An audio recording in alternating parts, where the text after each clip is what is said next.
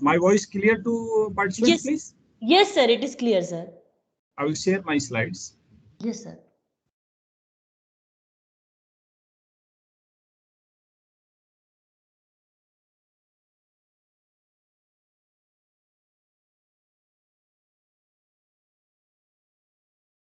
Okay. Sir, it is Good clear, morning, sir. all. So my slides visible, please. Yes, sir. Visible, sir. Okay.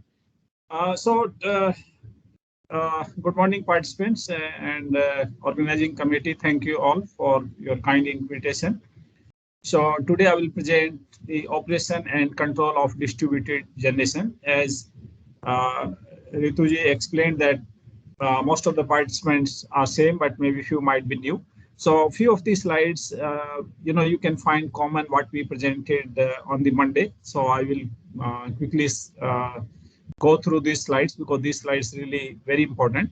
But mainly, I will speak on the main and key distributed generation technology briefly about this wind photovoltaic systems, and then I would like to have some good question answer sessions. So if you have any queries, questions, uh, uh, good discussion. So I look forward to have around that. So I will try to keep maybe some time for that as well. So this slide I presented on Monday as well. That as we know that current trends for the uh, power generation is through renewable distributed generation. Of course, we are generating electricity through conventional means as well. But if you see, particularly for academics, the research area, so the renewable integration is extremely important when PV microgrid distributed generation. If we just try to publish research with the conventional power system, it is extremely difficult because those areas really got saturated. So we are aware of the benefits of the renewable distributed generation, that being green technology, they offer positive impact on the environment, uh, and this transmission and distribution losses are significantly reduced. Of course, there are several challenges, as we know. The renewables like wind PV, highly fluctuating and intermittent in nature. Power flow becomes bidirectional. Protection scheme may need to be significantly enhanced. So my several research students did work around these areas, and you can see some of the papers, highly cited papers in this area, like a review paper on the uh, distributed generation, uh, uh, how it to be placed, what size, so that losses can be minimized, etc. And then we talked about the like when we are integrating with the distributed generation to the grid. So there are several requirements in terms of fault ride through voltage and frequency operating limits, active power control, reactive power control. We discussed these previously. So I'm not going to repeat, but if you have any question, maybe I'm more than happy to discuss. Then we presented the global wind power install capacity. So currently we have the wind install capacity around 700 gigawatt worldwide, and the country which are really leader in the power installation from wind, obviously China. So if you see the trend for in past 10 or 15 years, so China has extremely uh, significant installation, overtaking US. So previously US used to be on the top, but now China, as you can see how much significant capacity addition is there. Then of course Germany, USA, Spain, etc. So wherever there is a good wind velocity, the countries are coming up to add more and more power from the wind. This also we talked that the projection. So what would be the expected capacity by 2050? So we worldwide, we may expect to have this capacity something in the range of say 4,000 to 6,000 gigawatt. Currently, we have around 700 gigawatt. So maybe it can go 6 to 8 times what currently we have. Okay. Now, let us briefly talk about the wind power system, because you see the wind technology really very important. So here you might have seen this figure in maybe several papers as well or books. So here this we are talking about the horizontal axis wind turbine. Horizontal axis wind turbine.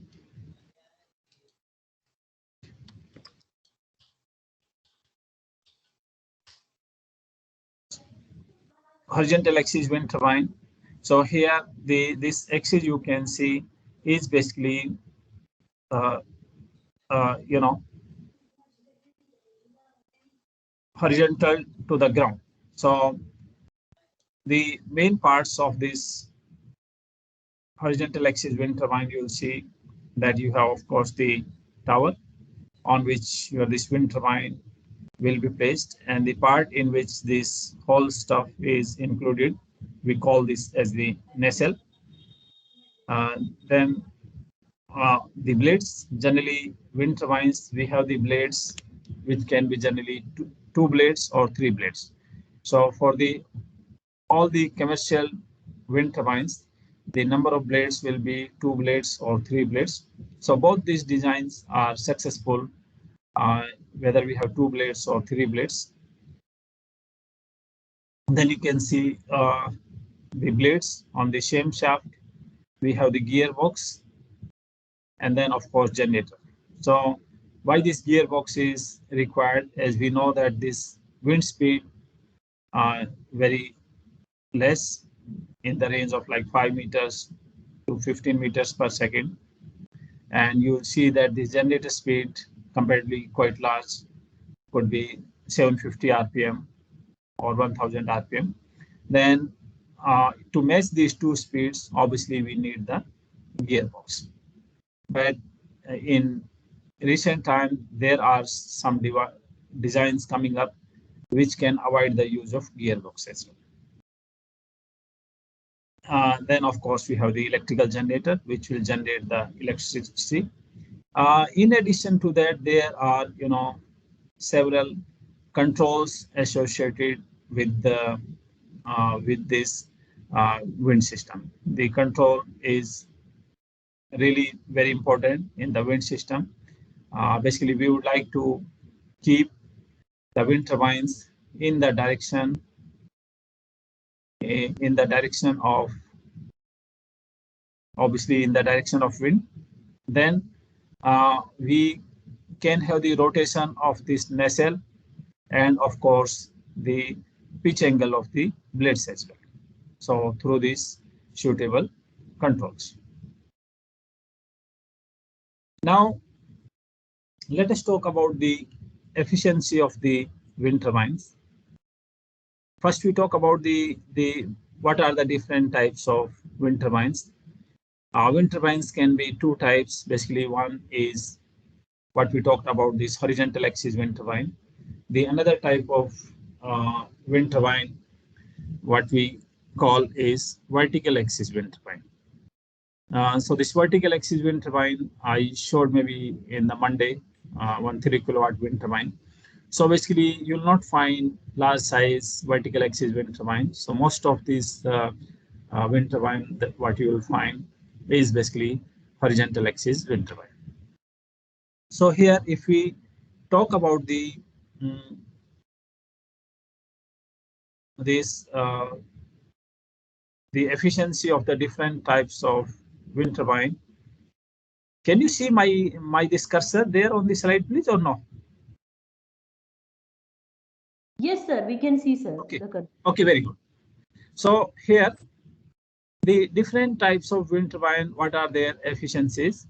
So like when we are talking about the vertical axis wind turbine, this is one of the example of vertical axis wind turbine. There is rotor. So as I mentioned, vertical axis wind turbines are not commonly used. Then another type of wind turbine, sometimes you can see in movies or some places, the multiple blades, like the bicycle, rings.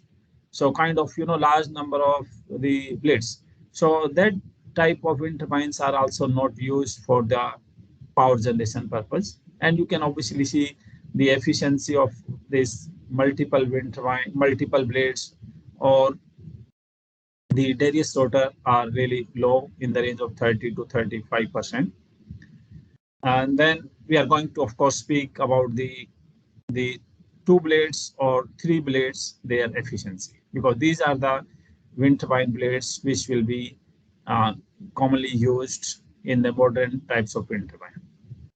Then, of course, we also interested in knowing that what could be the maximum efficiency, maximum theoretical efficiency, which we can receive from the wind turbine. So this limit is called as the base limit. So this limit is around 59.3%. That what maximum efficiency we can have from the wind turbine, or what we call as this ideal efficiency. So this maximum efficiency 59.3%. Then if you see this efficiency of two blades and three blades, if you see these three blades, so efficiency can be typically say 40% to say 43%.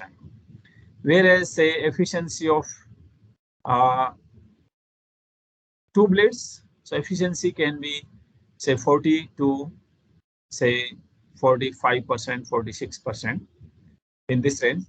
Now even slight bit change in the efficiency for three blades from 40 to 43%, or two blades from 40 to 46%. When we have significant capacity of wind, so this few percent efficiency, it makes a lot of difference. So like what is the factor behind this which will control the efficiency? So you can see in the graph on the x-axis, it is basically the tip speed ratio. So tip speed ratio, what is this tip speed ratio? I'll try to explain maybe from this slide.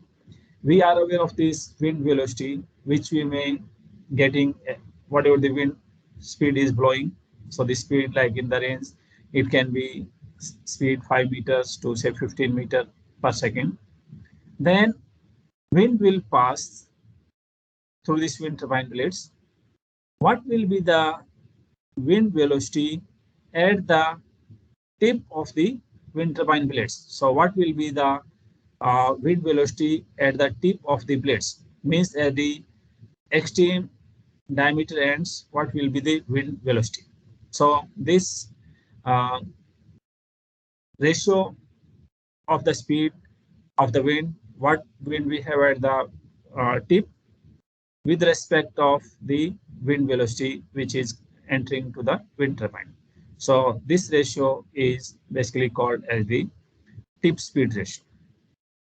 So this tip speed ratio is basically very important, that for example, the three blades, we can operate something between tip speed ratio of 3 meter to say 3 to 5.5.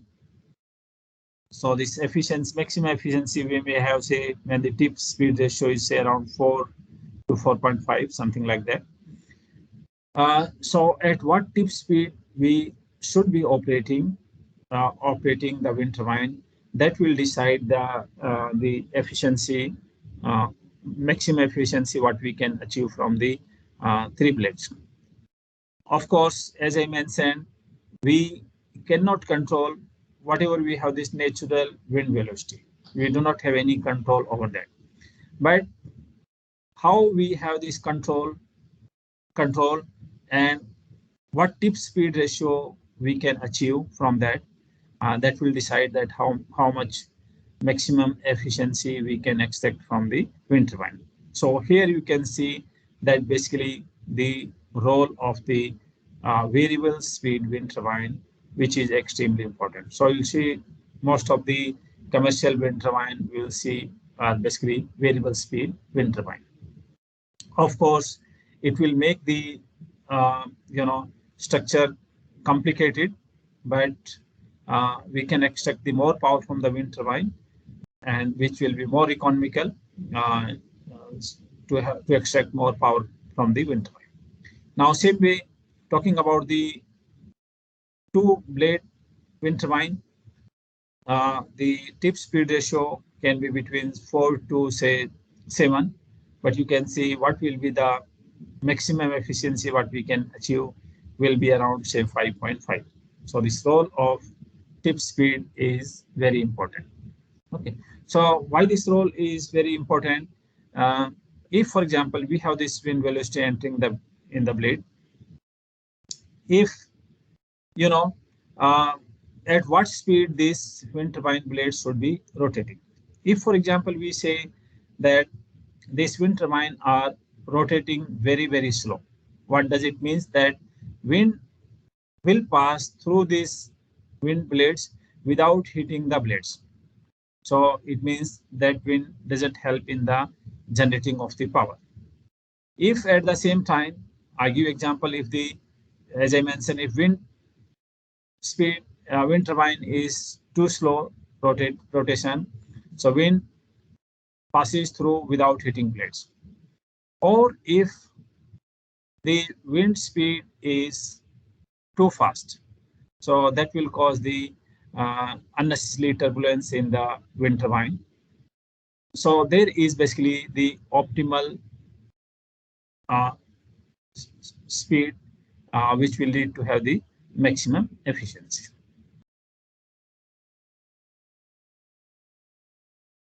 Now let us talk about the power curves. So this is very important.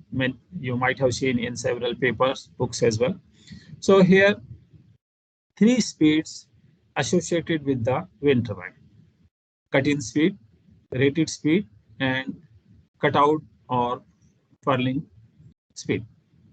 So here, cut-in speed is the minimum speed at which wind turbine will just start rotating.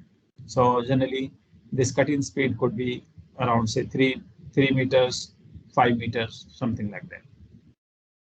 Then, as the wind speed becomes more than this cut-in speed, wind turbine will start rotating and it will start producing power.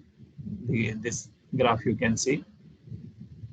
When we reach the rated speed of the wind turbine, so this rated speed of the wind turbine, depending upon the design, it can be typically say 10 meters, 15 meters, something like that. Okay, so when wind turbine reaches the rated speed, it will generate the rated power. What happens if the speed of the wind turbine increases beyond the rated speed? So of course we can generate more power than the rated one, but we do not want to generate more than the rated power because it can affect the performance of the wind turbine. Any machine you see, electrical machine, we do not want to generate more than the rated power. It can overheat the generator. There can be several technical issues. So there is a kind of control mechanism. So we, even the wind speed is increasing beyond the rated one, but we will ensure that rated speed is the power from the wind is maintained constant. So how it will be made? So that's why I explained that we have the proper type of control that control what I mentioned. When the wind speed is more than the rated one, so these blades will change the angle, what we call this change in the pitch angle. So by changing of the pitch angle, uh, the power generated by the wind turbine will be just limited to your rated one. Then the another control what we can have, the modern wind turbines blades are designed in such a way that as the wind turbine the speed of the wind starts increasing, so the efficiency of the wind turbine starts decreasing, so that we can try to maintain the power corresponding to rated one. Then we have this third speed, what we call as the furling or high speed. Basically, when the speed of the wind turbine really becomes very, very high, say 25 meters per second or even higher, basically during this speed, we do not want to generate the power from the wind turbine because it can damage the wind turbine blades, damage the wind turbine. So obviously, the wind turbine will brought to the standstill condition, and the power generated by the wind turbine is basically zero. So there is appropriate mechanism associated in that situation, that when we have the speed very high, then this power generated from the wind turbine will just brought down to the zero. Okay. Now let us talk about the different types of generator technology what we use in the wind turbine. So this can be कल से शुरू किया है हाँ तो हो this सकता है 2-4 दिन में फर्क लगे कुछ Please, all the participants, mute your mic. So it is disturbing, sir. Please. so the generator technology, basically as per IEEE, the generator technology can be defined as 4 types: type 1, type 2, type 3, type 4. Then in Europe, sometimes these generator types are also called as the type A, type B, type C, and type D respectively. Now this type 1, type 2, type 3, these are basically based on the induction generator. Type 1, we have basically induction generator, what we call as the squirrel cage induction generator. Type 2 and type 3 are basically slip ring type of induction generator. In type 2, we can add the rotor resistance in the rotor circuit, whereas doubly-fed induction generator, we can extract power both from the stator as well as rotor terminals. Then is type 4. So I will explain briefly these 4 types through suitable figure in the coming slides. So here you can see type 1 is basically your squirrel cage induction generator. We have this wind turbine connected to the generator through this gearbox. Then we have some sort of starting arrangement to reduce the starting current. Of course, this type of generator, what we call as the self-excited induction generator. So to generate the voltage, develop the voltage by the generator, we need to have these capacitor banks, suitable size of capacitor bank, which will be placed on the generator terminals to generate the power. Now this type 1 and even type 2, these are basically called as more or less, constant speed, because in this type of generators, type 1, type 2, we cannot significantly vary the speed. The slip change is very less, speed is not significant. So in type 2, it's almost fixed speed, whereas type 2, there is slight bit flexibility. So you can see the difference between type 1 and type 2. Rest of the things same, only the difference what you see here, the type of generator. So here squirrel cage induction generator, here slip ring or wound rotor generator. So the rotor is having the physical winding. So in the rotor circuit, we can add the external resistance in the rotor circuit. So by adding the external resistance in the rotor circuit, we can vary the slip and speed characteristics of the induction machine. So here we can have more variable speed up to 10%. Then type 3, which is very popular, what we call as the doubly fed induction generator. So why the name WFED? Because here in the DFIG, we can extract power both from the stator as well as from the rotor terminals. Now, when we are supplying the power to the grid, so we have to ensure that this grid frequency is rated one around 50 hertz. But as we know that the current induced, voltage induced frequency in the rotor circuit is basically function of slip. And we know the slip is generally very less. So the power produced, its frequency will obviously very low. So we need the power electronic device, power converters, so which can bring the system frequency again same to the 50 hertz. So we need these power electronic converters before this power from the rotor circuit can be fed into the grid. So what will be this rating of these power converters? So this rating is typically around 30% rating of this induction generator. For example, if this induction generator rating is 2 megawatt, so 30% of it will be around say 660 kilowatts. Sorry, 660 kilowatts. So something around the power electronic converter rating will be 660 kVA because this is reactive. So power will be in kVA.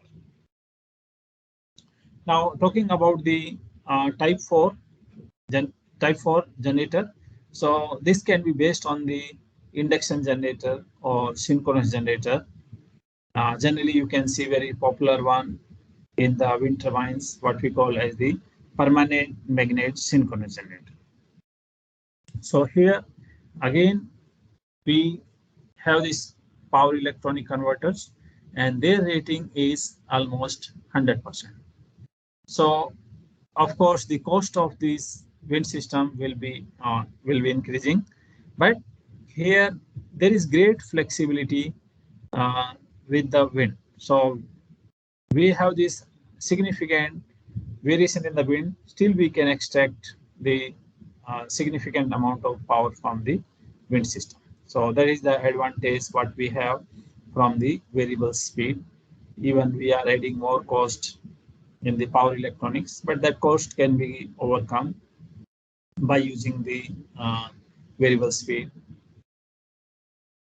wind turbines. So this, you'll see that this type 3 W-fed induction generator and slight bit late entry in the wind system, type 4 permanent magnet synchronous generator. So these you'll find very commonly used generator technology in the wind system. So just giving you some practical examples of these, whatever the different types we talked. So this you can see an example of a type 2, which we call as the rotor resistance type. So here this is an example of Vestas V80 1.8 megawatt. So V80 means that wind turbine blade diameters 80 meters and power rating is 1.8 megawatt. And here you can see the number of blades are 3. Okay, so this is an example of variable rotor resistance called as OptiSlip. Means here we can the West I give the name like the OptiSlip. So here in the type 2 we can add the resistance in the rotor circuit. So thereby torque speed characteristics can be changed. Typically this will operate with the speed of say 9 to 19 RPM. Now talking about the another type 3, which is W-fed induction generator, DFIG. So you can see here these two examples for the General Electric 1.5 megawatt wind turbine, another one 3.6 megawatt wind turbine W-fed induction generator. So here in the W-fed induction generator, you can see power from the stator terminal directly supplied to the grid, whereas power from the rotor through this slip ring arrangement and through these converters, power will be fed to the stator terminals. So on Monday, we explained that largest size of wind turbine can be more than 10 megawatt, even up to 14 megawatt, the largest size we talked. But here, most of the wind turbines, what we will see in wind farm is basically in the range of 1.5, 3.6. So this wind turbine you will find being commonly used. So generally the wind farms onshore, the average rating you may find will be say 2 megawatt, 3 megawatt, something like that. But in the offshore, the average rating of the wind turbine will be a slight bit higher.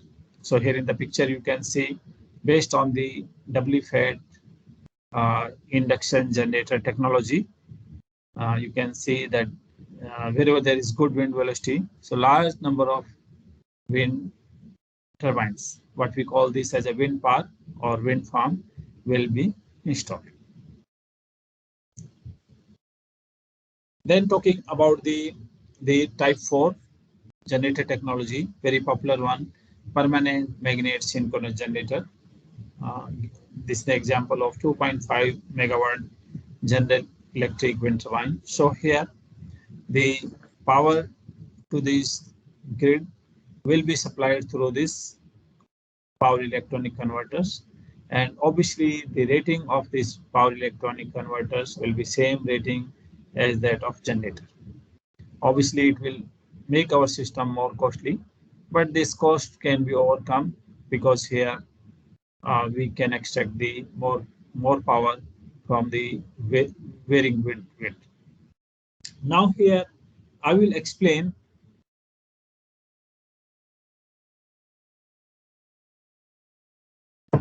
the difference or advantage or comparison what we have between the constant speed wind turbine and the variable speed turbine. You can see these two examples. On left, we have the example of the squirrel cage induction generator, SCIG, from this Vestas manufacturer, as you show on this slide as well.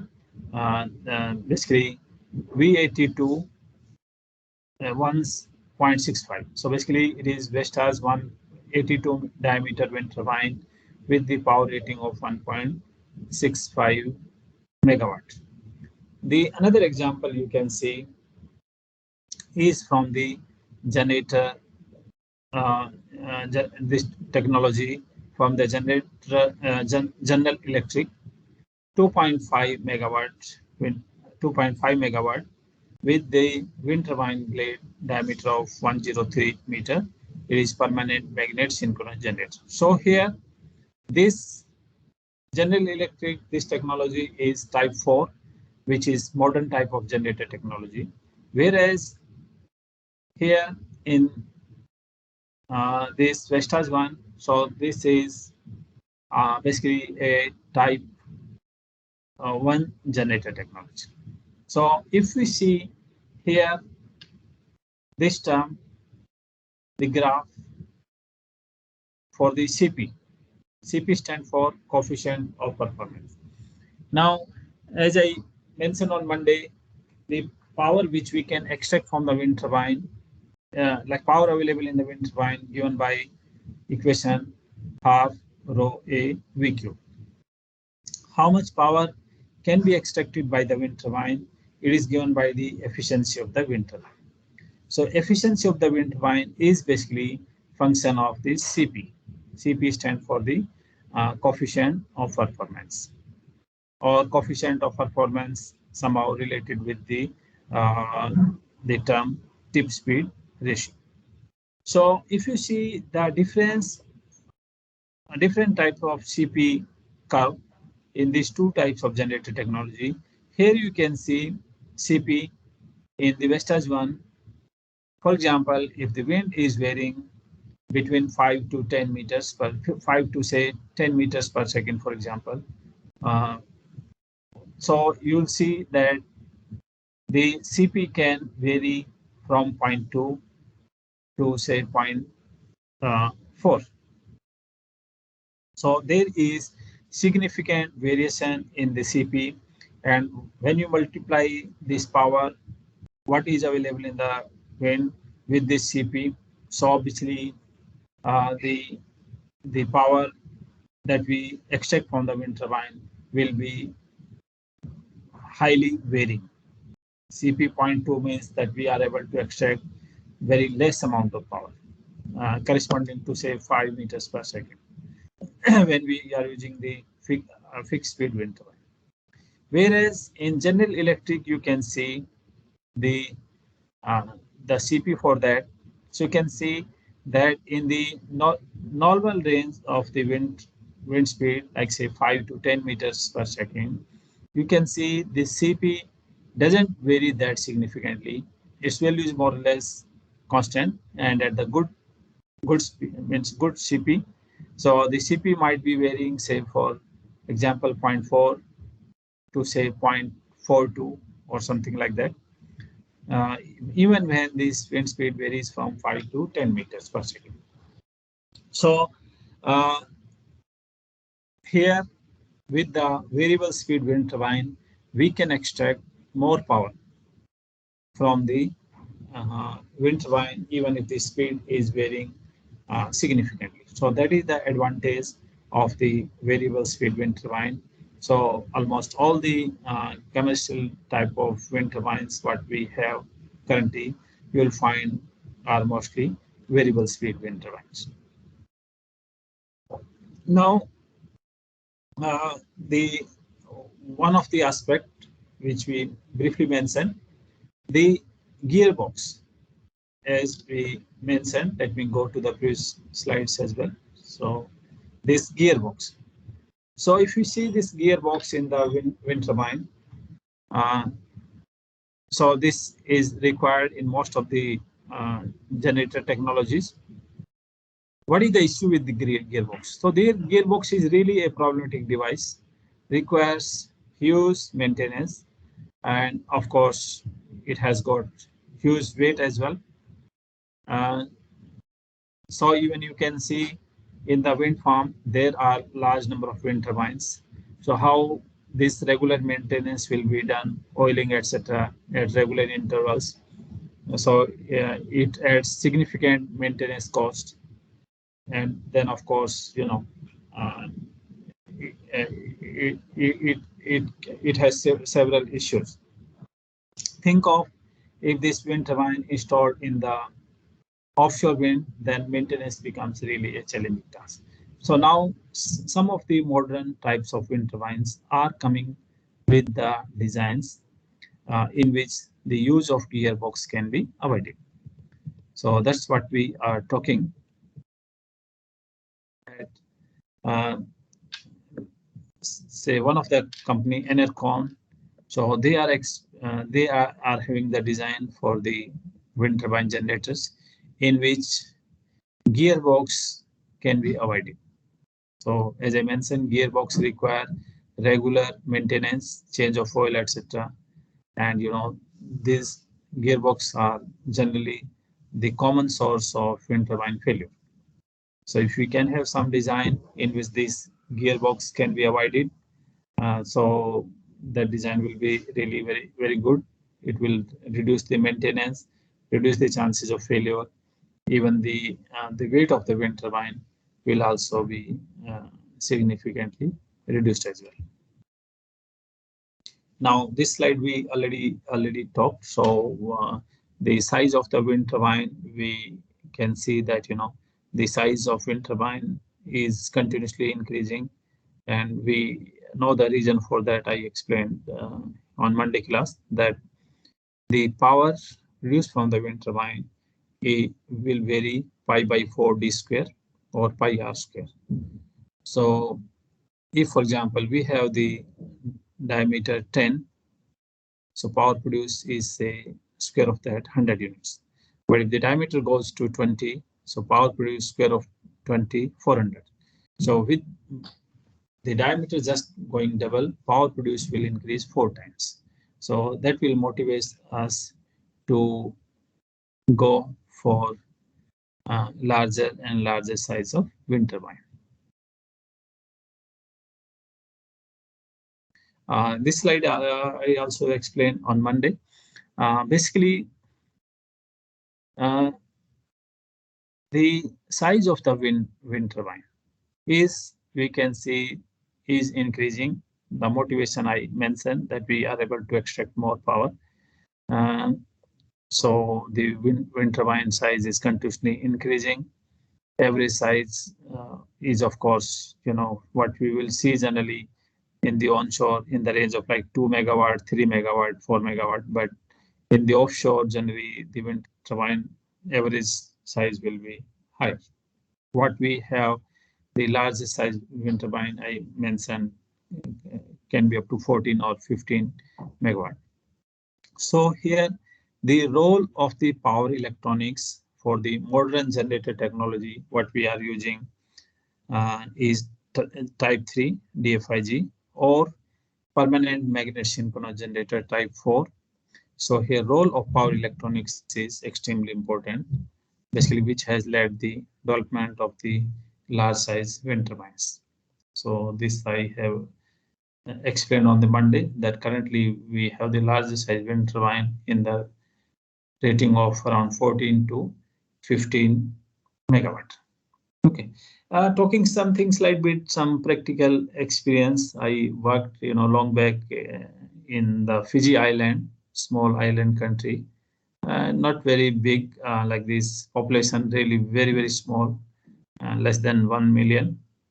The power requirement is also not that great. So basically, Fiji Island, main island, like few islands, but if you see all these small island, it could be more than 100 or 200 in numbers. So this main island, of course, there is utility, what we call as the Fiji Electricity Authority.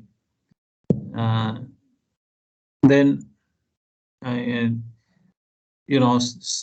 very small island, then, there is no grid supply. So there is some kind of alternative, means mainly through diesel. And you see the power generation through diesel, a lot of challenges, a lot of issues, cost, maintenance, etc. So now every country is looking forward for these renewables. So I think around 2007, they had this 10 megawatt wind turbine. So you can see behind this behind wind farm, 10 megawatt. So the picture you can see in 2007. So we had been doing some sort of consultancy work for them. I was at University of South Pacific, Fiji Island. So this is like, 10 megawatt. You may see that, even single wind turbine can be of that size. But, their power requirement is not that great. And everywhere we cannot have this like, very large size wind turbine.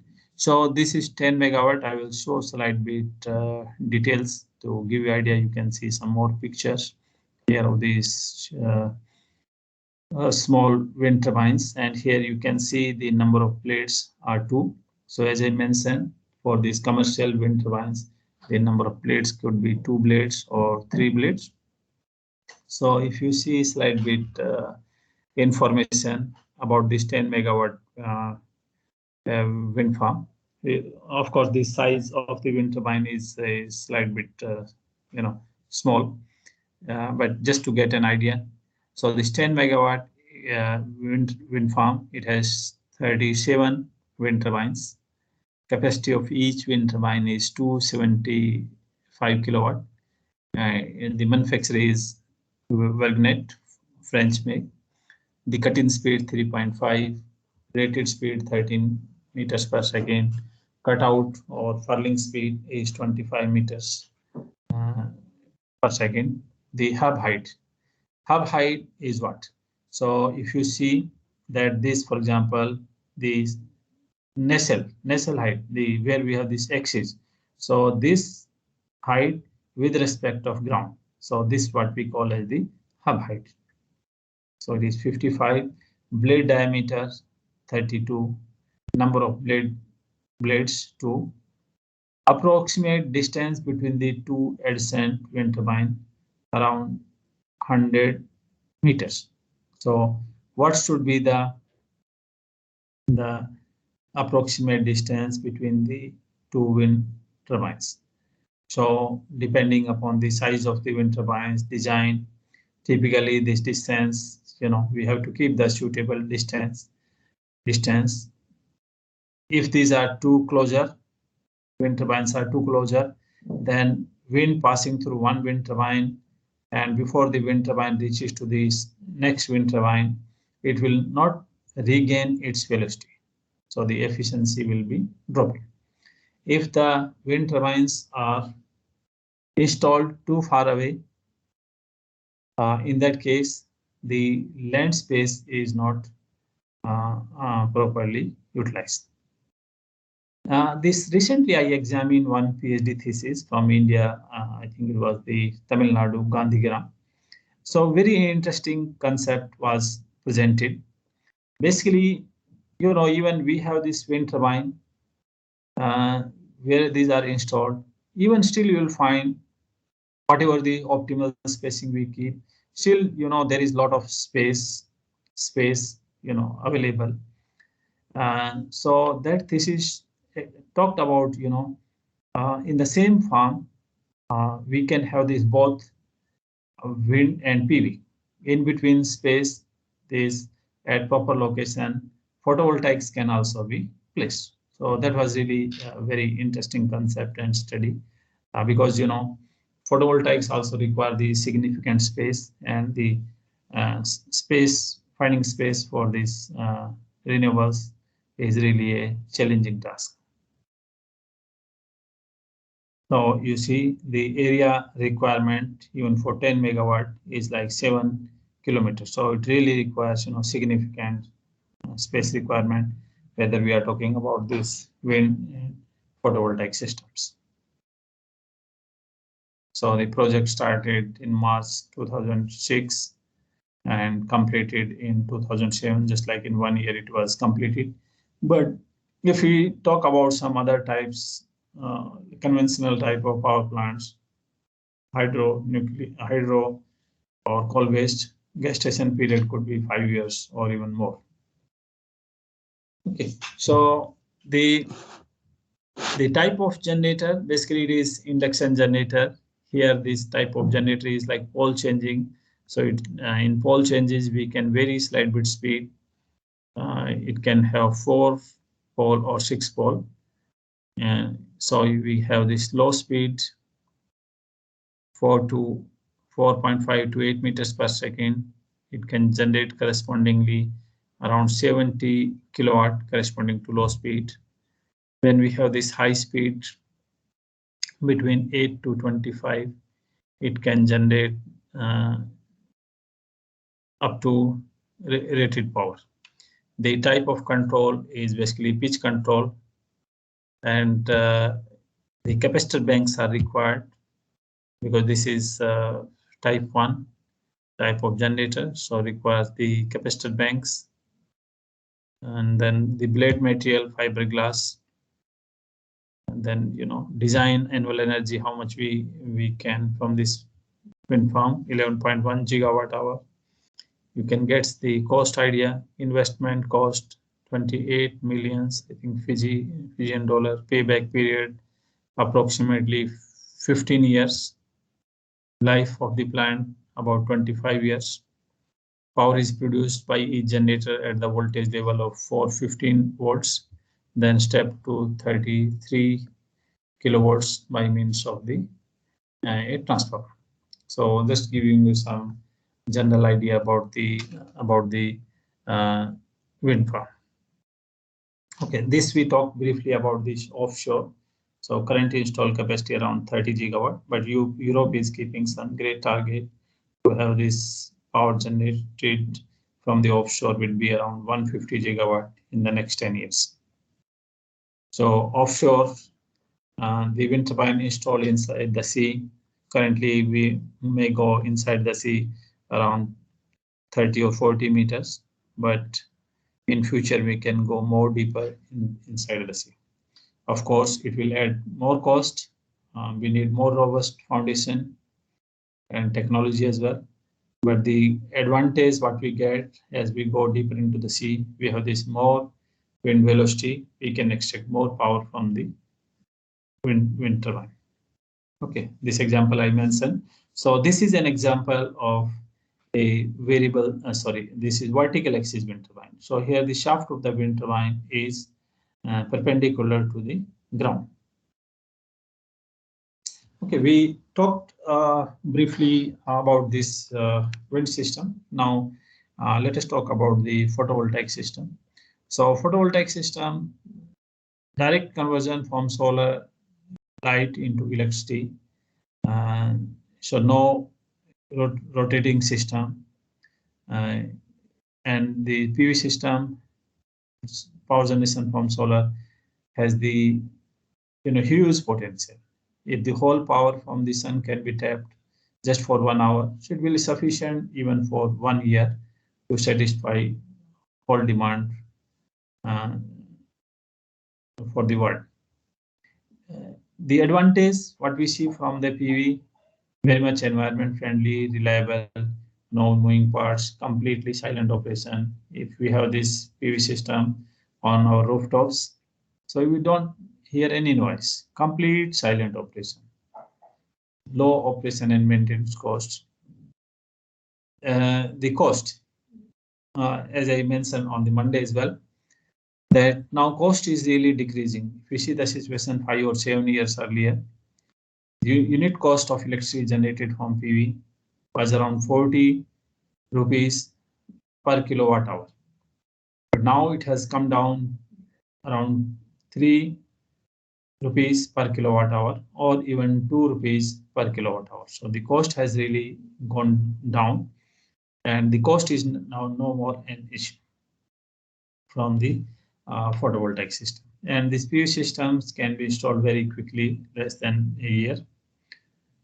But if you see other types of power plants like large hydro, fossil fuel based, it can take more than 5 years.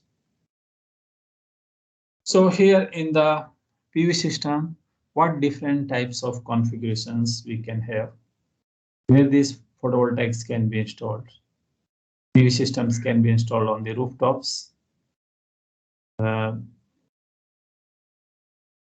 on the buildings. Even this can be the part of the buildings called as the building integrated PV system. If we have this large size of PV plants, so obviously these will be installed on the ground.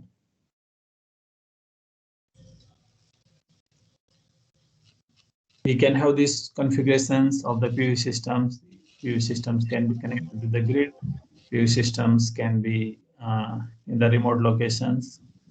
These are called as the standalone or isolated system. So in isolated system, of course, we need to have some kind of backup to have the reliable power.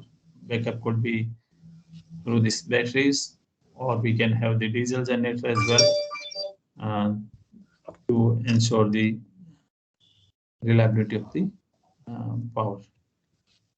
Then another type of configuration, what we see here is basically again standalone system, but its application is different. So we have this standalone photovoltaic system being used for the irrigation purpose. Here we do not need the require the battery because it will add the cost to the farmers.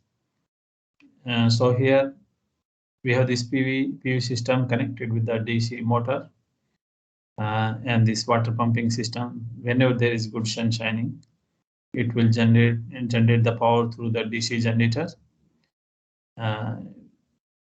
This DC motor to supply the water. So whenever there is sun shining, this water supply will be used. So basically, we want to ensure that system cost should be less. That's why we do not add the batteries, because we can have power generation during the day when there is good sunshine. Now let us briefly understand slight bit operation of the photovoltaic systems. We have this photovoltaic system on the left side, you can see. Then we have these loads. Now load have their own characteristic, what we call as the current versus voltage characteristics. PV system has also got its own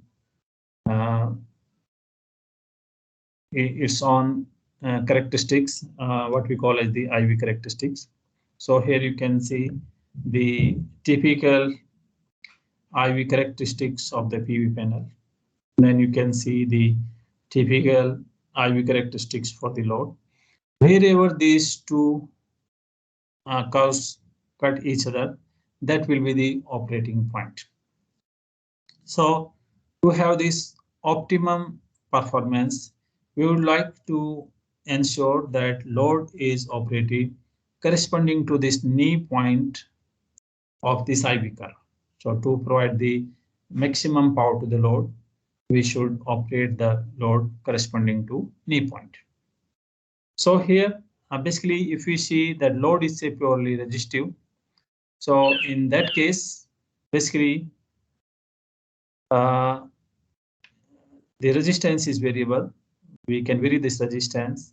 So we can vary its IV characteristics. So you can see the different IV characteristic we can have. Now, if we can adjust these IV characteristics corresponding to this knee point, what we call as the MPP, maximum power point, corresponding to that maximum power will be supplied to the load. So we obviously want to extract the maximum power from the PV system. So here you can see that the sunshine keeps on changing throughout the day. Morning we have less sunshine, and during midday again good sunshine. That in the evening, then sunshine again will reduce. So what we explained in the previous slide, the IV characteristics, it's similar to this way, but you don't have like one IV characteristics, but there are several IV characteristics. Even if we adjust these corresponding to one MPP, but that will not stay on MPPT throughout the day, as sunshine keeps on changing. So you can see that what we adjusted here, but it will be operating these points. These are not the MPP points. MPP points are these one. So basically, manual adjustment may not be feasible or possible. So we need to have some device which can automatically track and maintain the PV system corresponding to MPP condition. So here we have this DC motor as well for water pumping application. We need to see what is its current versus voltage characteristics. It is something like that. In starting, it requires large current, and then the current will decrease.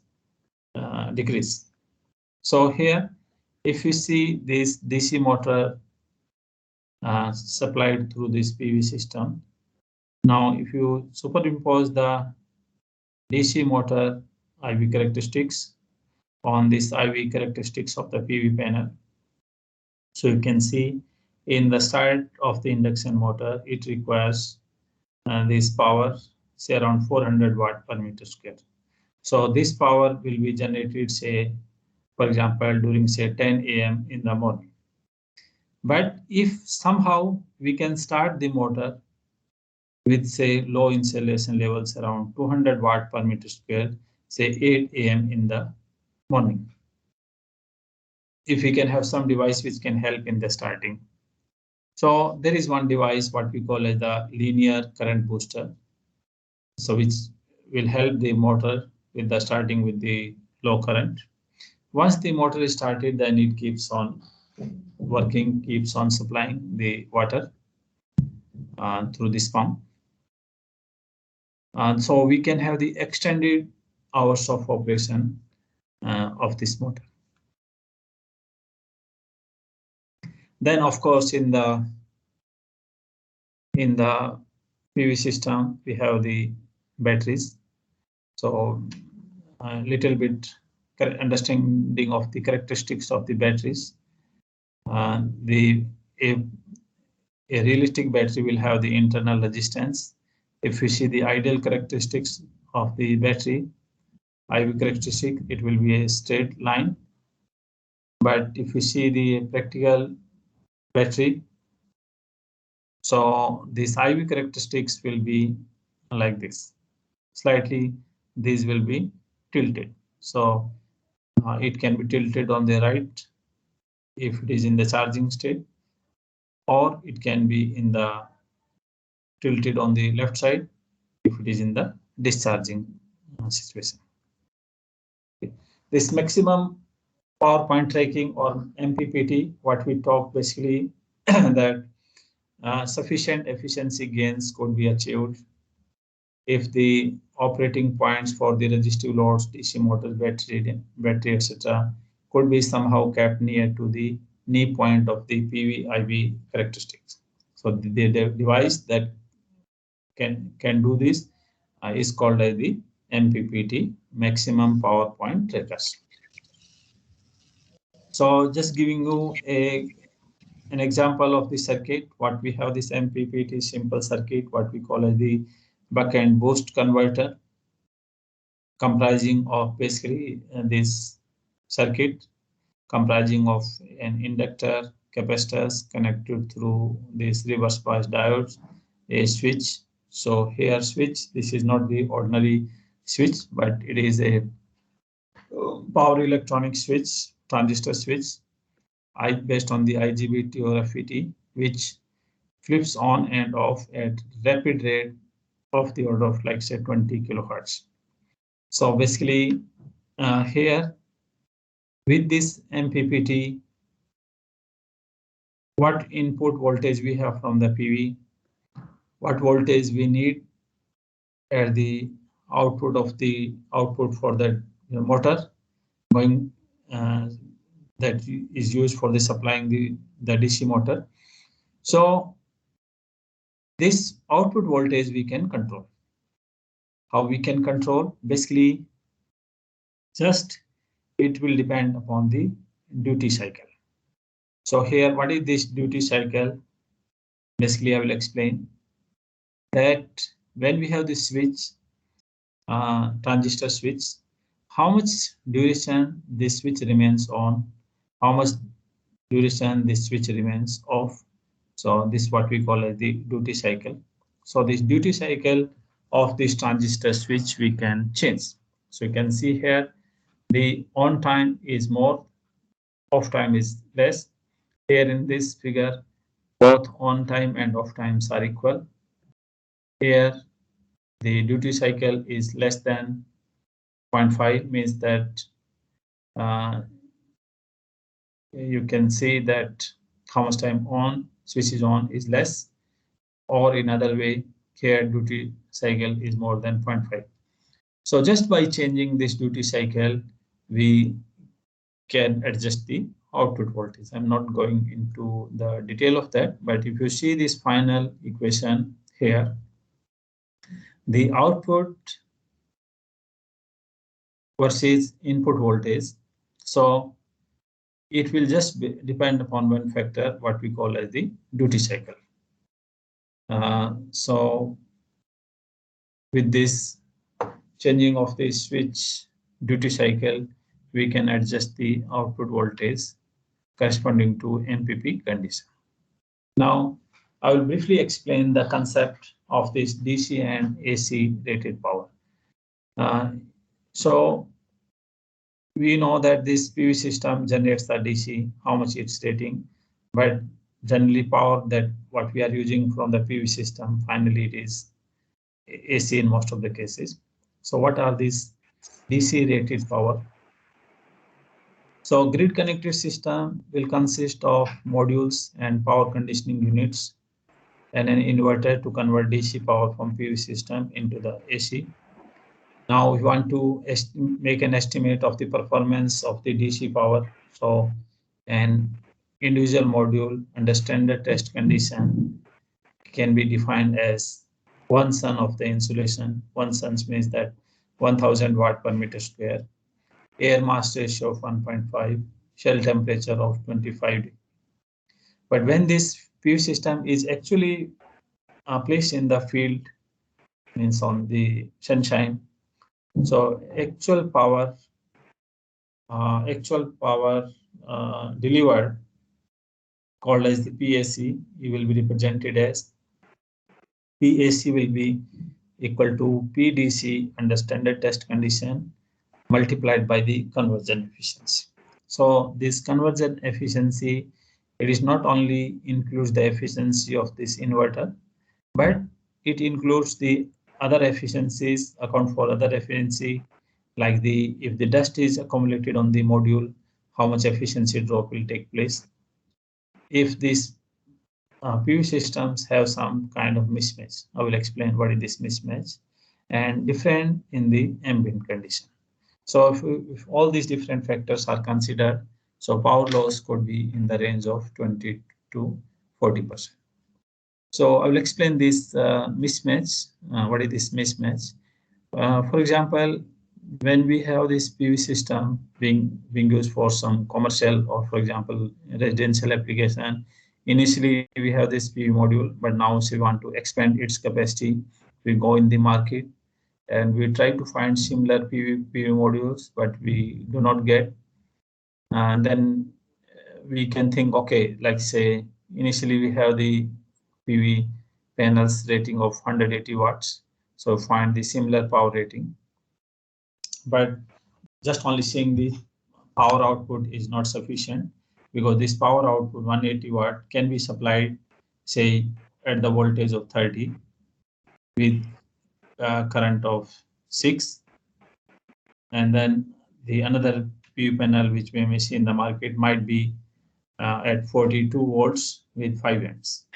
So this we call as the mismatch in the voltage and current ratings. So if these PV modules, for example, 2 PV modules, 1 PV module, and designed for 60 volts, sorry, 30 volts, 6 amps, another one 36 volts, 5 amps.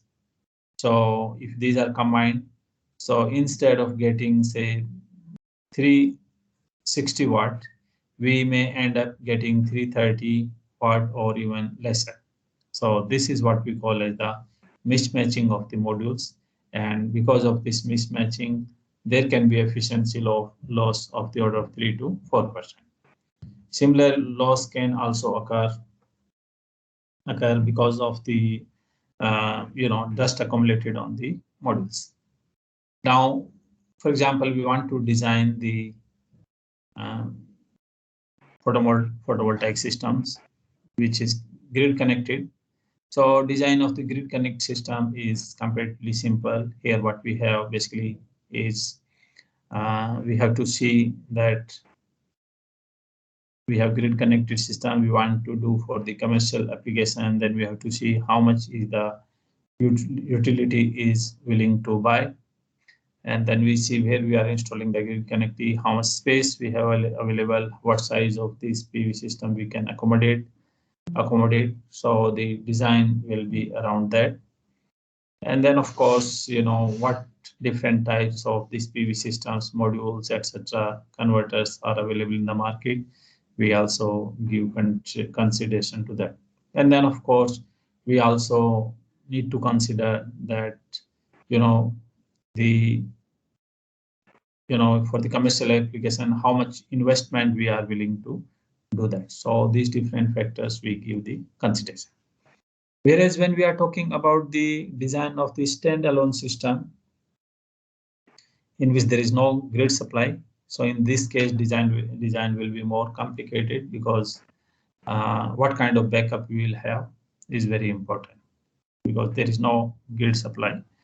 So backup could be in terms of definitely batteries, but additionally there can be backup in terms of the diesel generator. So here in the isolated system, we need to make the estimation of the load. How much the load we are going to place on the PV system. It could be residential, it could be office. So different types of loads what we have: refrigerator, residential dishwasher, toaster, microwave, TV, etc. Computer, ceiling fan, air conditioner, motor loads, all different types of load. We make the estimate how much is that load, and then what will be the diversity of the load, because all the connected load we are not going to operate at the same time. So how much maximum load we might be operating at a time, which we call the diversity factor. So we need to find the diversity. So in the standalone, we need to make the estimation of the load. Then basically what size of the backup we will be needing, whether the 100% backup or what will be the backup. If you have more backup, then obviously the cost will become more. Can we think of that part of the load can be DC, so that all this power we do not pass through the inverters, so some efficiency improvement can take place. And then if you have this motor load, for the motor load we have to give consideration for this inrush currents as well. Now in the photovoltaic system, generally battery is needed. So in recent time, battery technology is extremely important. A lot of research is being done. So you can find large number of options available for these batteries.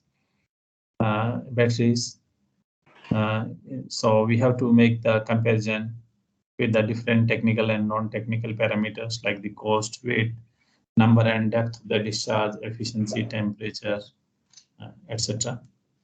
So we may have the different options available for the batteries like lead acid, nickel, metal, lithium ion. We'll make the comparison of the different technical parameters: density, charging cycles, charging time, cost, power density. And then based on that, we need to see which battery options can meet the technical requirements. Once the technical requirements are met, then we have to see that regarding the cost, and then we make the appropriate selection for the suitable type of batteries. These capacities we have talked in the Monday lecture. So current installed capacity worldwide around 700 gigawatt. The important point here we can see that how this the power from the PV is expanding installed worldwide. So growth is really exponential. Within 3 years, or the installed capacity will just become double. Not repeat. Yeah, just not repeat. Maybe I'll give some time for the questions. So we have some time, maybe around 10 minutes. So thank you very much for kind attention. So I look forward to have some questions from the participants. Thank you. So if any participants had got some questions, so I'm more than happy to respond. Thank you very much.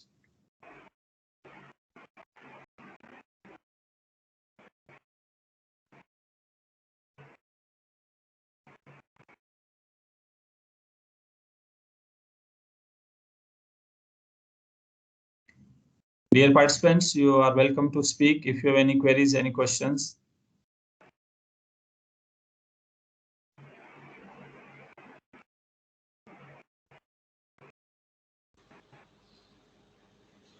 Hello, sir. No, if you need Hello. doubts, any questions, please ask. Yes, please. Yes, Mr. Reddy.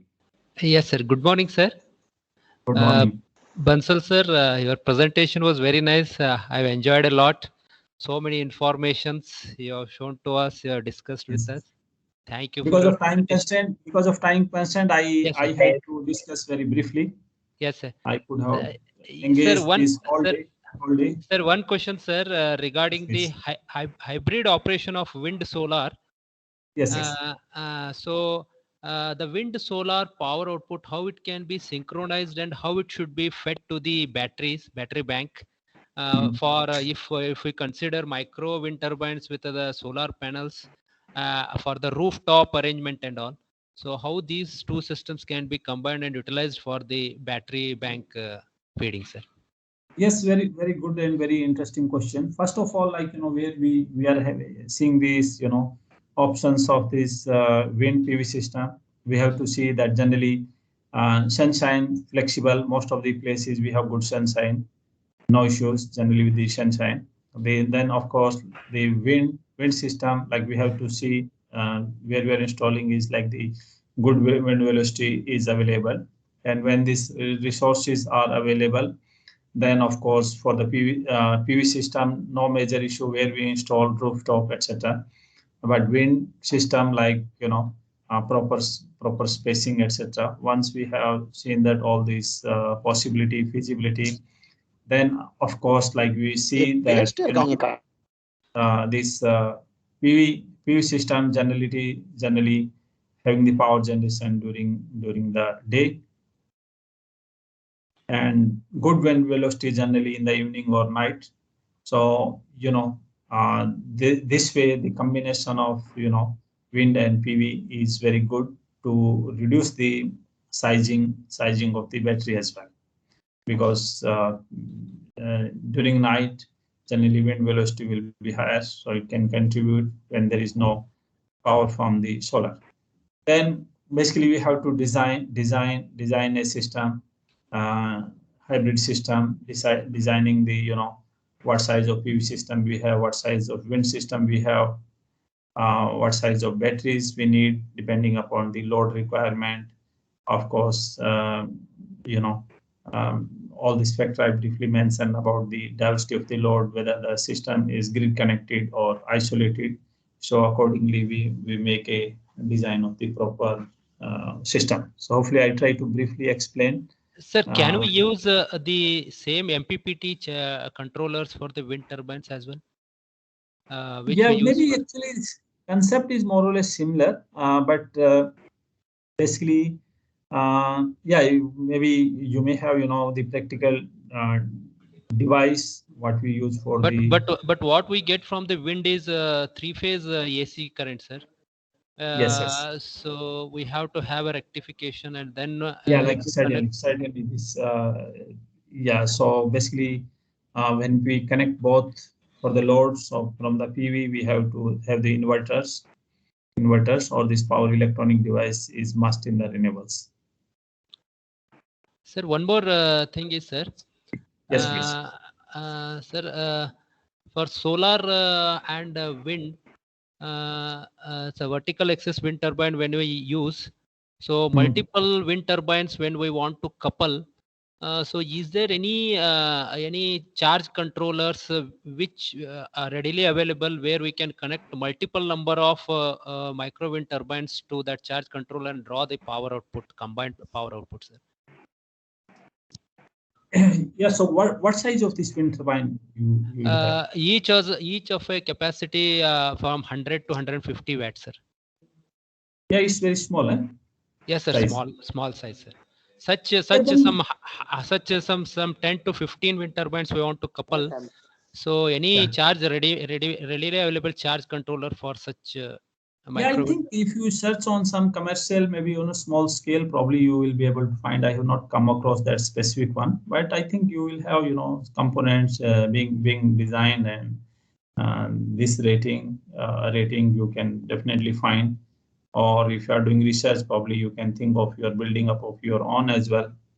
Yes, sir. Small size. It will be costly affair, but maybe slightly difficult. But for single units up to 1 kilowatt, like 2 kilowatt, we are readily available, sir, on the websites. Yes. Yes. from the supplier for a low like micro wind turbines 100 to 50 and number of turbines connecting combined, that kind of are not available, sir. I understand. So maybe you might need to find slight bit more details. But you are welcome to discuss and stay connected with me. If I see some information, I will have able to help you maybe. Yes, sir. Thank you, sir. Thank you very much. Thank Sir. you. Thank you, sir. Any more questions, participants from Bansal Saab?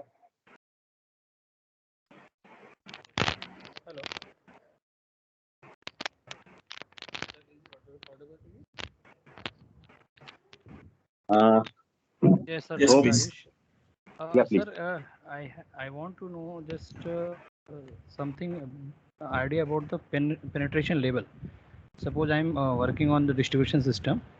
Yes. So how can we decide that how much penetration level we required? Yes. So basically, like depends upon distribution system, the grid, and then how much power it can be fed. Basically, in general, like we power engineer know that we have to keep the balance between the generation, real power generation, real power consumption, reactive power generation, reactive power consumption, to maintain the voltage and frequency within the limits.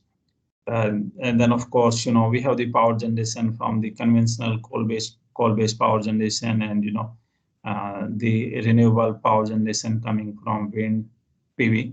So in practical system, like things might be slightly bit more complicated. Proper coordination might be needed from the utilities and the IPPs. And because the conventional power generating, they have to keep their plant like this coal-based in the hot condition. So weather forecasting is also really needed. But here, basic idea is that how much we can have power generation from renewables, which we can feed into the grid, and to minimize the power generation from the fossil fuels. So these are the some of these things like we give the consideration.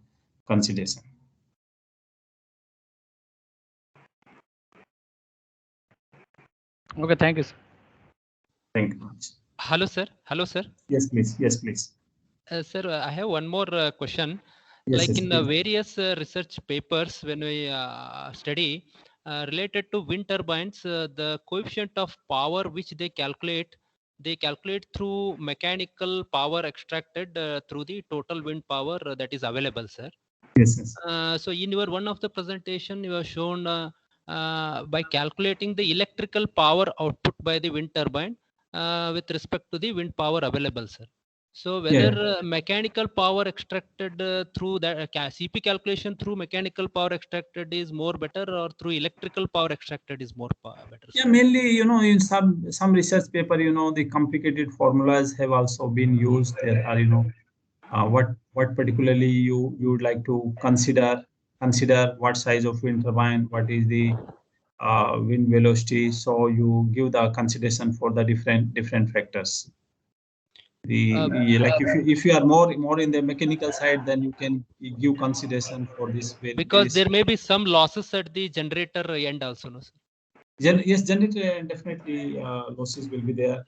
So if we Losses. consider electrical power output to the available wind power, then CP may be more accurately estimated. What I feel, sir. Yeah, so basically it's like research question. Like you can have your research just talking about in detail about the CP. So you can extend your research around how you calculate different ways of calculations. So maybe it can be really very good because at the end your output will be function of CP. So sometime in research paper you can see the CP being calculated on very rigorous or complicated equation. So the CP is really very important factor. Yes, sir. Yes. Thank you, sir. Thank you, sir. Thank you.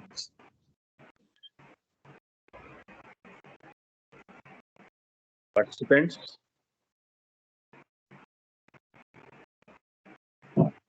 So, any more questions from Bansal sir?